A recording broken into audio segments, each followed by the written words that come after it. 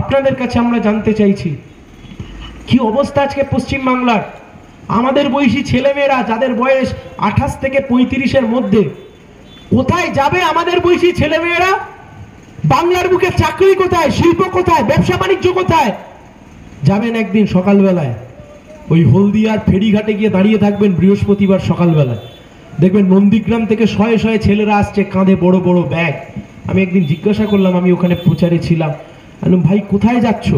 তা প্রথমজন উত্তর দিল না, দ্বিতীয়জন কাঁধে বড় ব্যাগ ওপার থেকে জেঠিতে করে আসলাম, ভাই কোথায় যাচ্ছ? বলল দাদা আমি দিল্লিতে যাচ্ছি, হলদিয়া স্টেশন থেকে আনন্দ বিহার এক্সপ্রেস ছাড়বে। দিল্লিতে কেন যাচ্ছ? বললো তার কারণ হলদিয়াতে চাকরি নেই, নন্দীগ্রামে খেয়ে পড়ে বাঁচবার অবস্থা নেই, তাই জন্য আজকে বাইরের রাজ্যে যেতে হচ্ছে। শুভেন্দু অধিকারীরা আজকে বহাল তবিয়াতে রয়েছেন, অভিষেক ব্যানার্জিরা আজকে বহাল তবিয়াতে রয়েছেন। আপনাদের ভোট পেয়ে এই অধিকারী আর ব্যানার্জিরা আজকে ফুলে পেপে ঢোল হয়েছে, আর আপনার বাড়ির ছেলে মেয়েদেরকে পরিযায়ী শ্রমিক হয়ে বাইরের রাজ্যে কাজ করতে যেতে হচ্ছে। এ যন্ত্রণা, এ কষ্ট বোঝবার ক্ষমতা শুভেন্দু বাবুরও নেই, অভিষেক ব্যানার্জিরও নেই। এ কষ্ট যন্ত্রণা আমরা বুঝি, লাল ঝান্ডা বুঝে, তাই আমরা বলছি ওই পরিযায়ী শ্রমিককে আবার নিজের বাড়িতে ফিরিয়ে আনতে হবে, নিজের এলাকায় ফিরিয়ে আনতে হবে, একটা কাজ করবার সুযোগ করে দিতে হবে। আপনি আমার সংখ্যালঘু ভাই বোনেদের কাছে যদি আমার আওয়াজ গিয়ে পৌঁছয়, আপনাকে বলছি প্রতিবার ভোট আসে আর মমতা ব্যানার্জি গল্প শোনায় বিজেপির হাত থেকে বাঁচবার জন্য আপনারা এসে তৃণমূলকে ভোট দিন। আরে দিদি, 3জন লোকের নাম বলছি আপনাদের সামনে, খাতায় লিখে নিন, ভালো করে লিখে নিন, লোক আসলে বলবেন। একজনের নাম মুকুটমণি অধিকারী, একজনের নাম কৃষ্ণ কল্যাণী, আর একজনের নাম বিশ্বজিৎ দাস। আবার বলছি, একজনের নাম মুকুটমণি অধিকারী, একজনের নাম বিশ্বজিৎ দাস, আর একজনের নাম কৃষ্ণ কল্যাণী। জানেন এরা কারা?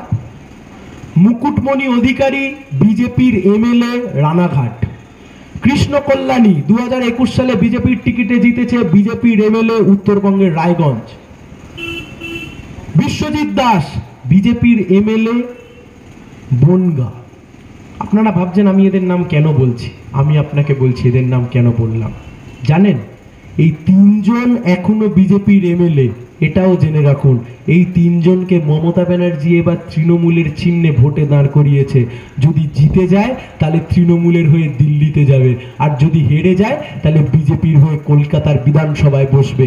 এরা লড়ছে, এরা নিজেদের মধ্যে ভেতর ভেতর সব সেটিং করে বসে আছে। কে তৃণমূল কে বিজেপি? দাদা মাইক ছেড়ে দিচ্ছি, এসে একবার বলুন তো মুকুল রায় কোন দলে আছে? কে তৃণমূল কে বিজেপি? মাইক ছেড়ে দিচ্ছি, এসে একবার বলুন তো অর্জুন সিং কোন দলে আছে? কে তৃণমূল কে বিজেপি? উত্তর দিন। মাইক ছেড়ে দিচ্ছি, এসে একবারের জন্য বলুন। আপনি ভাবছেন, আমার সংখ্যালঘু ভাই বোনেদের কাছে বলছি, ধর্মপ্রাণ মুসলমান ভাই বোনেদের কাছে বলছি, আপনাদেরকে বোঝাচ্ছে যে তৃণমূলকে ভোট দিতে হবে বিজেপিকে হারানোর জন্য। আচ্ছা, তৃণমূলের প্রার্থী, আমি নাম করছি না, সেই প্রার্থীর মাথায় যে বসে আছে তমলুকে তৃণমূল কংগ্রেসের আহ্বায়ক বা অবজারভার, তার নাম কি জানা আছে? নাম কি জানা আছে? তার নাম রাজীব বন্দ্যোপাধ্যায়। তৃণমূল কংগ্রেসের প্রার্থীর মাথায় যিনি বসে আছেন তমলুকে, তার নাম রাজীব বন্দ্যোপাধ্যায়। উনি হচ্ছেন তমলুক লোকসভা কমিটির আহ্বায়ক বা কি একটা অবজারভার। আচ্ছা দাদা, এই রাজীব ব্যানার্জি কে, রাজীব বন্দ্যোপাধ্যায় কে মনে পড়ে? 2020 সাল, জোড়া ফুল ছেড়ে পদ্ম ফুলে লাইন লেগেছে, শুভেন্দু বাবু যাচ্ছে, একের পর এক নেতা মন্ত্রীরা যাচ্ছেন। সেই সময়তে বন দপ্তরের মন্ত্রী ছিলেন এই রাজীব বন্দ্যোপাধ্যায়।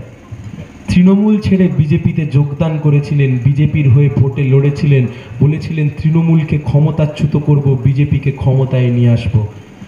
সেই রাজীব বন্দ্যোপাধ্যায় এখন বিজেপি ছেড়ে আবার তৃণমূলে এসছেন। তিনি এসে তমলুকে ভোট করানোর দায়িত্ব পেয়েছেন, আর আপনাকে এসে বোঝাচ্ছে বিজেপির হাত থেকে বাঁচবার জন্য তৃণমূলকে ভোট দেন।